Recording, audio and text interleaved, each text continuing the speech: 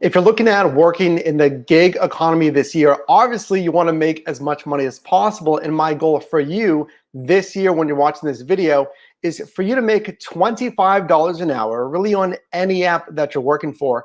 So after working in this side hustle gig economy since 2015, right now coming to you from Pittsburgh, Pennsylvania, I want to share 4 proven best practices that have allowed me to consistently earn $25 an hour upwards on really a lot of different niches across a lot of different apps. So I'm excited for you to be here on this video training today.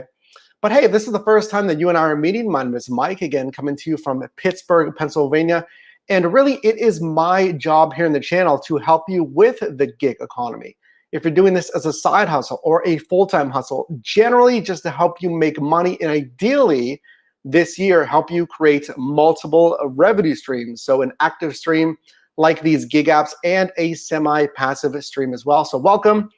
And if you're not a team member, I definitely welcome you to join the team right now and join a team of over 40,000 here on the channel. So hey, guess what? We're jumping right into it here. I want to deliver value. I don't want to waste your time. So tip number 1 on today's training on how to make $25 an hour plus as a minimum is to maximize static and dynamic bonuses. Now, when we're looking at this gig economy here, let's talk about, okay, what is a static and what is a dynamic bonus here, Mike? And I'm going to make it real straightforward. These are actionable steps that you can take this year. So when we're talking about a static and a dynamic bonus, let me get you my definition here. So a static bonus, that is any kind of bonus. Again, we're talking about all the niches here today. So it is subject to little or no rapid change. It's predictable. So the examples that I'm giving you here, this is DoorDash on the left and it is Uber Eats on the right. Frankly, there's a lot of different apps. There's a lot of different niches that are going to have bonuses like this. So when we're looking at a static bonus that, again, is subject to little or no rapid change, I do have the predictable earnings. So I know on DoorDash, okay, it is a $3 per delivery bonus. That is predictable. That is scheduled. It is based on a scheduled time. Now, if you look at the Uber Eats bonus to the right, it's what's called a Quest. It's a batch bonus. So in this case, it's predictable. It's not subject to really volatile change. So it says if I complete 60 trips, I'll get an extra $315. So as a driver, and again, these are just a few examples here from the food delivery space, but again, this relates to a lot of different niches. So if I see a static bonus that is scheduled in there, the app says, hey, this is what you're going to get, and usually this is what you're going to get during a certain amount of times, then I can rely on that for my earnings. Moving on to dynamic bonuses here. Good morning, all. I see here in the training today, Kevin, appreciate you being here. My brother, Matt, coming to us as well. Make sure to check out his channel. Great content over there. And everyone on the training today. Appreciate you being here today. So dynamic bonuses, I mean, obviously it's the opposite, right? So these bonuses are subject to rapid change. Because of that, they are volatile. They are unpredictable. So actually, let me get you an example of this. So this is a time lapse from Uber Eats. This is a fantastic way, especially if you're new, lean into this, to visualize what a dynamic bonus is. So what you're looking at is, again, a obviously sped up, real-time example of changing bonuses. So the way Uber Eats is doing this is it's based on supply and demand. Okay, again, Uber Eats. So where are the bonuses coming from? Now, I talk about here on the channel, power strips, areas that are really dense with restaurants. Again, a power strip is an area that's very dense with restaurants. Well, how do I know where are the power strips in my marketplace? If you don't know, look at something like this. Look at the dynamic bonuses. And you can go into these apps, like usually Uber Eats is really the most volatile with the dynamic bonuses. And I can say, again, let's take a look here. Where are the orders coming from? So that's a little power hack to find out those power strips. But again, look at these dynamic bonuses. They're changing, they're volatile. Let's let this cycle through here again, but take a note of how much the bonuses are going up to. So 475. One area dropped down to 250. So whenever you're driving on, let's say Uber Eats specifically, I would make note of this. I would look at trends and I would see, okay, this, I don't know, Central Oakland marketplace, here in Pittsburgh, let's say, really caps out at higher bonuses than most every other area in my marketplace. So that again gives me more of a hack into where I can make the most money. So again, dynamic bonuses, they're always changing, again, as the name implies. So which one pays you more? Static, predictable bonuses or dynamic, volatile, changing bonuses? Here's from my experience. So dynamic bonuses can offer you a great short-term pay opportunity. Now, as you just saw with that time lapse, it is changing. So timing is important. In my opinion, it is riskier because of this. Now, if you drive on other dynamic bonus platforms, like let's say Uber's rideshare platform or Lyft's rideshare platform, there's dynamic bonuses, changing bonuses there as well. So I remember, I really started in the rideshare space. That was really my, step one in this gig economy. And dynamic bonuses were massive because I would be, sitting down on the south side. That's the bar area here in Pittsburgh. And I would be waiting for the peak time. Timing is important with the dynamic bonuses, right? So I would be waiting for the absolute perfect time to go online. So I'm sitting there in my vehicle. I really only got 1 or 2 shots of this. So whatever it is, 1:30 a.m. rolls around. The bars are letting out soon. Demand is starting to go to the moon, right? And I'm waiting until 1:40, 1:45, whatever it is, right, for the maximum dynamic bonus.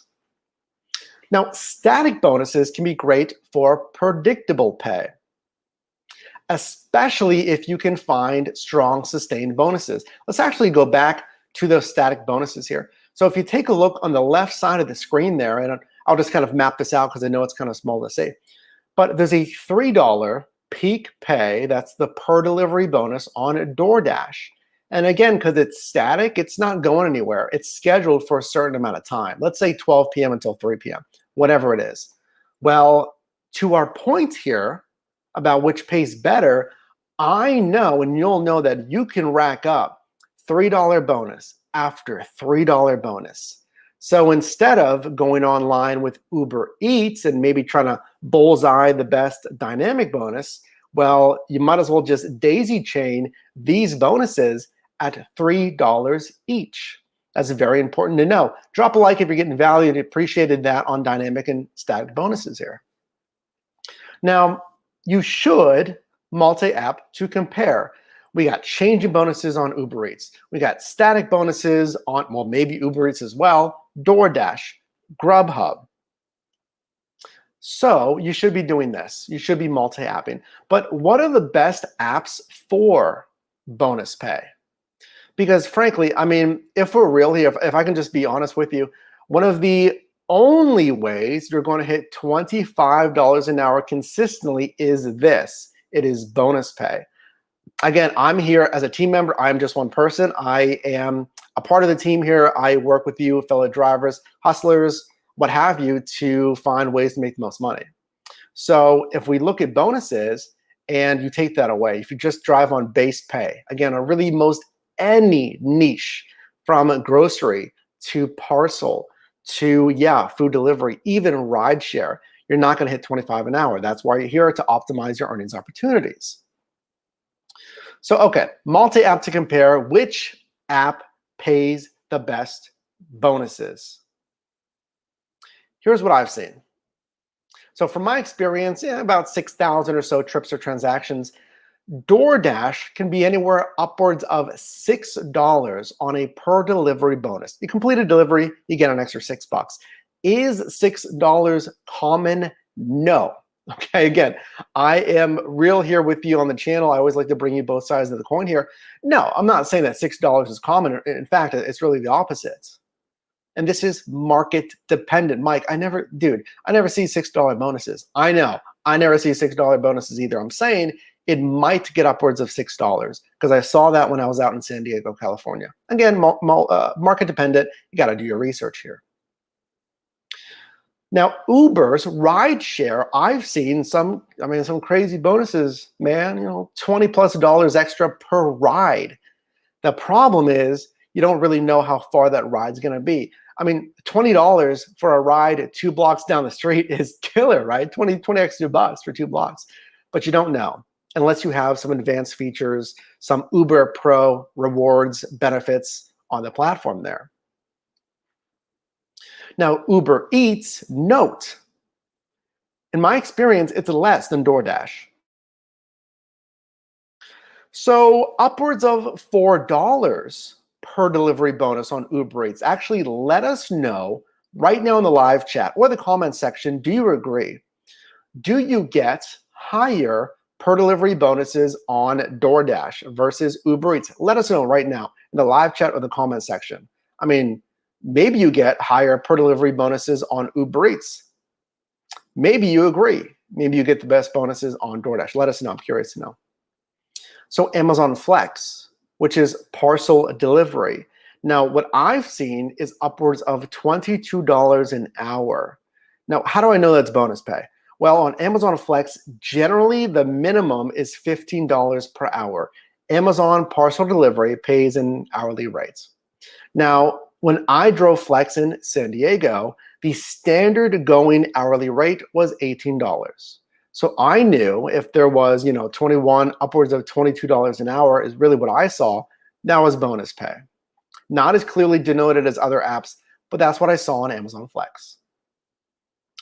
Turning our attention to grocery delivery, Shipt, I've seen marginal per delivery bonuses, which means, it's pretty infrequent. It's pretty rare. Now, you'll see videos here on the channel. When I first started on Shipt, years ago, the bonuses were crazy. It was almost every single delivery. Chances are they did that because they were new to the San Diego market. Here's another power tip for you. If Shipt or Instacart or any of these apps happens to be new to your marketplace, that may be a fantastic time to be an early adopter, an early driver, associate, whatever, on that app, because sometimes there's really good worker bonuses because they are new and they need that work. Consider that. But as of late, I haven't seen a ton of Shipt bonuses. Let me know if you agree. So with Instacart, I have not experienced any. Let me know if you agree with that. If you're watching this, let us know in the live chat or down below in the comments. But Instacart, another grocery daily essential delivery service, I have really not seen much. Food for thought there. So again, I appreciate you being here. Definitely drop a like in the training today if you're getting value. And that was just tip number 1. Excited to talk to you today about, really the goal here is to combine all of these best practices, to learn these best practices, and then do the other piece of the puzzle here to do your market research. To that combined is going to help you earn $25 an hour, which is towards the higher end, excuse me, but not the highest end of earnings.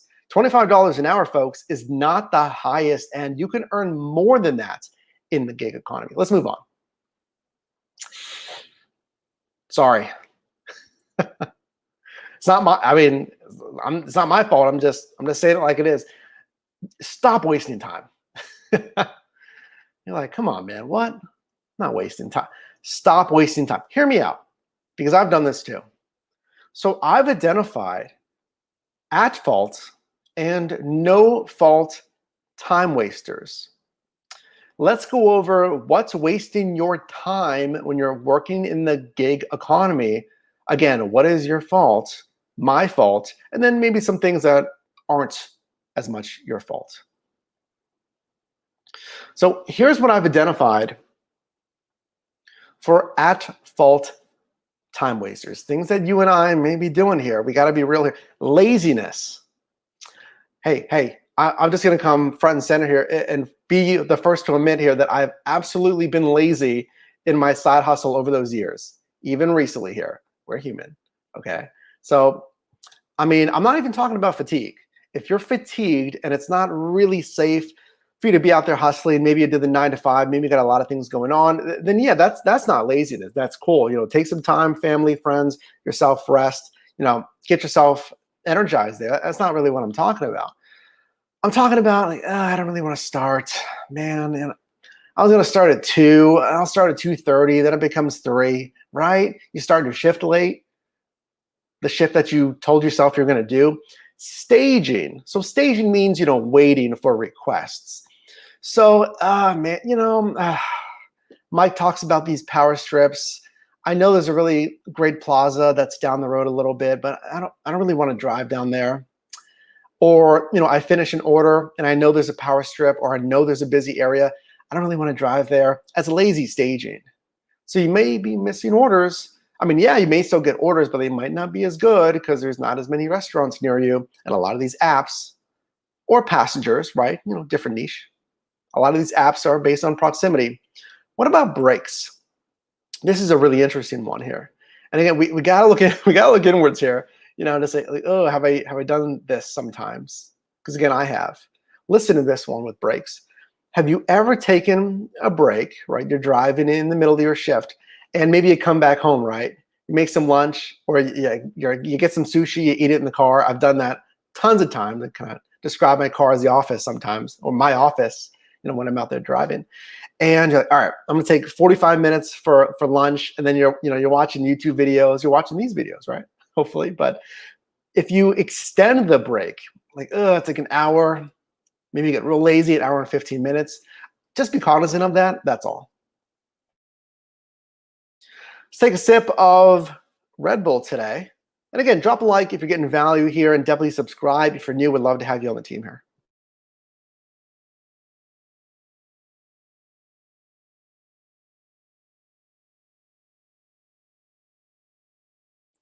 Another time waster.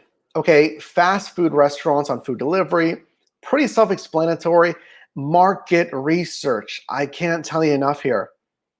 Because, I mean, not all restaurants are, what is it? Blacklisted, right? I'm not going to pick up from any fast food place, right? If the pay is good and the dollars to mile makes sense, how much am I getting paid for the miles driven? I might still take it. There's a lot that goes into that, but consider that. There are some restaurants that are time wasters on food delivery. How about any time-intensive assignments? Because again, we're talking macro today. You're losing money. And again, I want to really tie this back into the main point today of making the most money. And my goal, again, is 25 an hour for you. But you're losing money. I mean, we're not always talking about making. I mean, you're losing money by taking any time-intensive assignment. If you're on a shipped order or an Instacart grocery order, that's got like 70 items, man. I mean, yeah, they say it's going to take whatever it is, 45 minutes or an hour. I mean, I remember I did a grocery for Shipped that was at a Hispanic grocery store. They specialized in Hispanic items. I wasn't familiar with the items. I wasn't familiar with the store layout. It took me forever. Are you taking, time-intensive assignments? What about a stacked order? That's 2 or more assignments for one driver. You can have stacked orders on most everything, from rideshare to grocery to food delivery. So I put an example here of a sub $12 stacked order. So, this is typically on food delivery. So if I get 2 assignments that in total pay out $12, is that kind of wasting my time? How long is it going to take to complete 2 for basically $6 each? You got to consider that as well. Nextly, not canceling on exceptionally long delays. I've been so guilty of that before. I mean, let me know. Have you been guilty of that one? But, if there's an exceptionally long delay, it's going to waste your time if you're just waiting because you're not getting paid, obviously. So you might want to consider canceling that. You have a window to cancel before you even need to sweat deactivation on these apps. And frankly, if you reserve those cancellations, you'll never have to worry about deactivation, in my opinion. What about mismanagement? Mismanagement honestly is really wasting your time. So I put an example here of Amazon Flex packaging. If you're doing parcel delivery with Amazon Flex, am I just throwing the packages in my vehicle? Yeah, labels or whichever way, I don't care. Envelopes, you're going in with boxes, I don't care. So whenever you try to deliver that route, you got to rotate every package. You got to look through every package and box. It's kind of mismanagement. It's wasting your time. You can do it faster and be done. Some drivers on Flex really look at their route and then order those boxes in their vehicle by the route.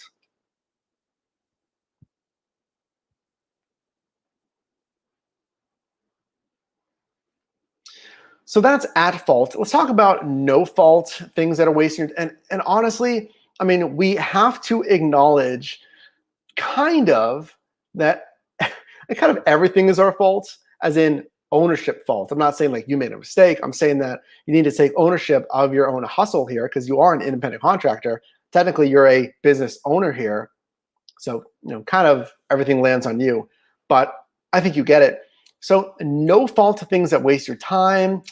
Restaurant delays on food delivery, I would consider a 3-strike rule. If they're dropping the ball 3 times, especially in a short amount of time, you may want to consider self-blacklisting that restaurant as a driver.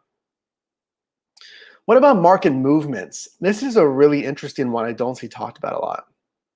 So what's wasting your time is taking shifts or assignments that are negatively market dependent. So what I mean by that, I put traffic there. So, mainly when I was in San Diego, and still, I mean, even here in Pittsburgh and probably in your marketplace, let me know if you agree with this. But if you take that shift, that is from 3 p.m. until 6, 7 p.m., depending on your marketplace, traffic is going to be slammed. If it's a weekday, right? Especially as things are opening up. I remember, before 2020, before everything happened here, you can set your watch to it. San Diego got slammed from 3 to 7, 3 to 6:30 during that rush hour. And I'm sure your marketplace, you may experience the same thing here. So it's wasting your time sitting in that traffic if you didn't do your market research. So if I'm taking a crazy rush shift, I better know some secondary routes. I better know which freeways get crazy backed up. And if I accept an order that goes, let's say, northbound, and if southbound's the way everyone goes post-work, I better know that. So I better know, okay, is the northbound area busy enough? Can I hang up there a little bit? Do I need to be on southbound freeway a ton, or right? These are things you need to think about when you're on the road. I put peak shopping times. If you're taking Shipt or Instacart orders, where you're going to be doing those shopping orders, are you going during the worst times? Which means is it going to be like, 6-cart line just to check out, right? It wastes your time, just little things. And then lastly there, apartment or complex navigation. Again, I mean, that literally is not your fault.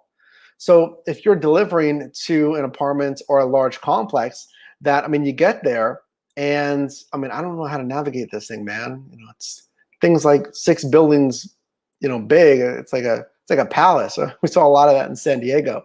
Maybe not so much here in Pittsburgh, but it's not your fault. It's time wasters. So what I kind of do is you start over time to honestly just kind of memorize without even thinking about it. You just kind of memorize certain addresses. Okay, that's the big apartment complex. I know that.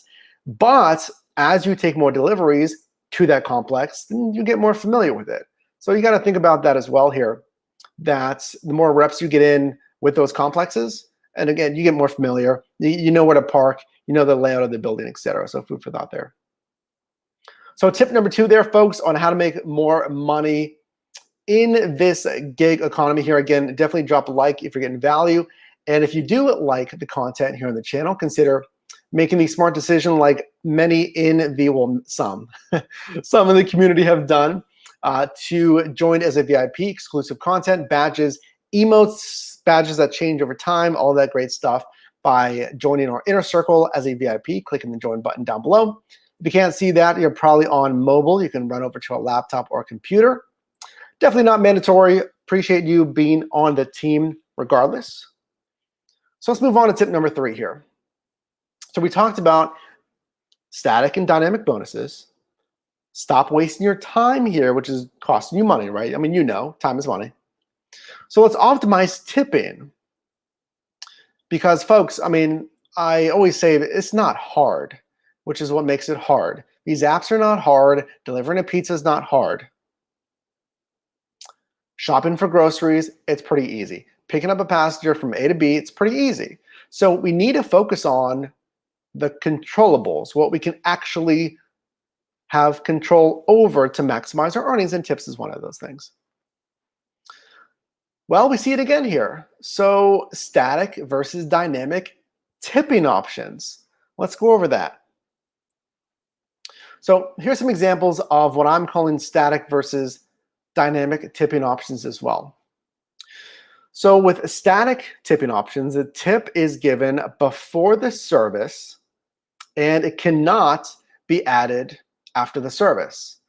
Surely the most traditional means of tipping that we all think, no, right? It's kind of out there. And really DoorDash is really the main platform that does that, kind of an honestly odd tipping structure. So again, a static tipping structure is, again, its tips are given before the service. So honestly, your customer service has minimal, if really zero impact on the tip. Now, there are really fringe scenarios where the customer can call Dasher support and manually request a tip's been added. I mean, I've never had that. So it's a very fringe scenario there. Dynamic is the more traditional structure of tipping. So you can get a tip before the service and after the service. Really, this is like most any other app. You know, it's Uber, it's your Lyft, Uber Eats, Shipped, Amazon Flex on certain platforms like Prime Now, the ones that are eligible for tips after. Okay, great. So a basics understanding of tips. So what actually increases tips? Well, there's a great 2003 Cornell study here that's gone over waitresses, waiters, what have you, on what statistically the highest earning host, well, servers, what have you, the highest earners did to get more tips. Clearly, not all of these relate to you. So you can go over the study if you really want to, but frankly, it comes down to connection. It comes down to connection to actually make an impact when there's actually the opportunity to do so. So my background for years, how long? A decade plus? Yeah, a decade plus, is in some form or another was in customer service. So knowing how to have empathy, true empathy, you know, not just the fake empathy, right? To relate to someone on the emotional level here, see their point of view, relate, build rapport, etc. So if you have a touch point, like shown here in the picture here, if you actually have a face-to-face touch point, that is a time where you earn a tip. Now, for me, I mean, I'll show you here shortly. There's other ways to earn a tip, you know, en route or during the service.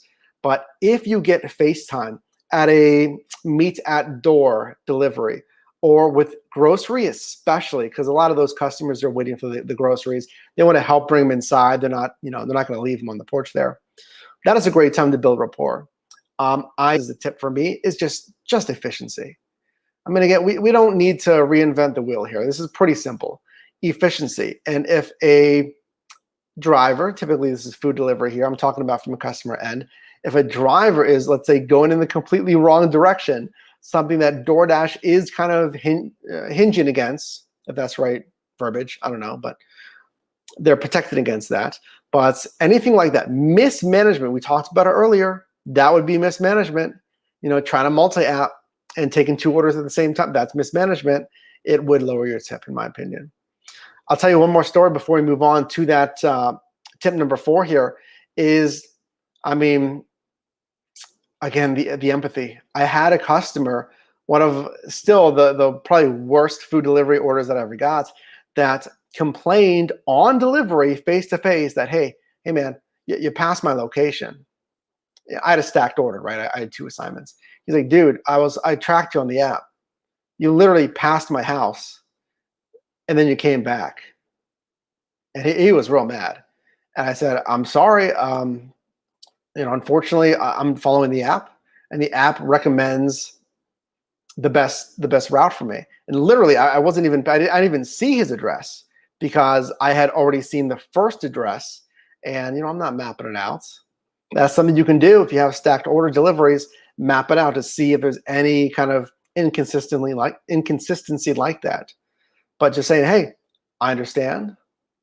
I apologize. I gave the reason, hey, I'm instructed to go in this order, and then you did your job. You got to move on. Make the delivery, and you got to move on. That's more of a customer service save. I don't think he was tipping on that one, but I hope you get the point there. Just good customer service. So now, tip number 4 here, what I'm calling the CAP principle. This isn't really something that I've mapped out before, so I'm excited to talk to you about this. Tip number 4 on how to make $25 an hour on really any gig app here. And the reason you can make $25 an hour is basically this, what we've been talking about here, kind of summarizing the whole point here. So my definition of what I'm calling the CAP principle is every app or niche has a maximum or a cap in its respective markets. So again, what I'm calling the CAP principle, every app or niche has a maximum or a cap in its respective markets. So if we're thinking about these apps here, you need to think to yourself, okay, what apps have capped in my marketplace? What causes an app to cap in my marketplace? What is the cap in my marketplace? So the way I identify this is, okay, $25 an hour should be my goal for any app. If I'm not hitting 25, I should experiment with different apps and different niches. So an example of this, if you're driving for, well, let's say rideshare. Let me give you an example of this. Driving for rideshare back in 2017, I'd say, started to experience market cap here in Pittsburgh. That combined with just pay rates, or pay decreases, I should say. So there was, I guess, too many drivers according to Uber at the time. There was a pay decrease, and it caused that imbalance of supply and demand. It really wasn't worth driving for anymore. If you're driving for DoorDash, as shown here, and you're not seeing any pay bonuses, you're driving during the same times, and you're not making as much money, chances are, I would look at the data, I would record your data and look for trends here, but if you're seeing a consistent quarter over quarter, because days are not enough, and honestly, weeks are not enough. If you're seeing quarter over quarter, those are 3-month periods, a trend line downwards, I would experiment with something. Different times, you can see here on DoorDash, different segments of my marketplace. Folks, this is what I have done since 2015. So it is your job, it is your responsibility if you want to have a side hustle. I mean, the definition of insanity, right? It's doing the same thing and expecting different results. So if I just kept driving for Uber, let's say, from 2016 to now, I would be making a fractional of what I was in 2016 when I was bringing home $50, $60+ an hour. You got to follow the money, and you got to follow the trends. So again, looking at this here, what are the maximum bonuses? So you're seeing here $3.50 or so, $4, right? Is it going up? Is it going down? What are the best paying times? Is there a seasonality to it? Are there certain niches? For instance, let me give you another great example of this. So if you drive on Amazon Flex, in 1 week, looking at my calendar here, in 1 week, Amazon is having Prime Day. And actually, we'll be doing a live stream to find you the best deals on gig economy accessories. And I believe that is on the 21st and maybe the 22nd. There's another day in there. But definitely subscribe here. You don't want to miss that. You can get good deals on things like dash cams, etc. But so if you're driving for Flex, there's an opportunity. There's a seasonality around Prime Day. And there's been emails going out, there's announcements in the Flex app that if this is what, folks, this is why you don't delete apps. You gotta at least stay active, keep it on your phone. It's just a placeholder, it's not going anywhere, right? Keep it on your phone and compare. So, okay, well, I didn't really want to drive at 16, 17 an hour for Flex, but since this Prime Day thing's happening, they're getting a ton of orders. Next week, they're offering, blocks for 22 an hour, or whatever it is, 23 an hour. So there you go. That's why you have to have your options open. So that's the capping principle, is constantly, I'm always looking at, okay, is there anything that's capping in my marketplace? So again, I hope you got value in that. Definitely do drop a like if you got value in that. And really, again, my goal for you is to make as much money as possible. Really, the floor, the minimum standard for you this year should be $25 an hour. That's my goal for you here. And as we land the plane here, definitely let me know if you have any other questions down below in the comment section. What challenges do you have to hitting $25 an hour? Are you hitting it consistently? Are there, again, any challenges that are holding you back from hitting $25 an hour? Are you making more? And if so, what are the best practices? Is it a multi-apping?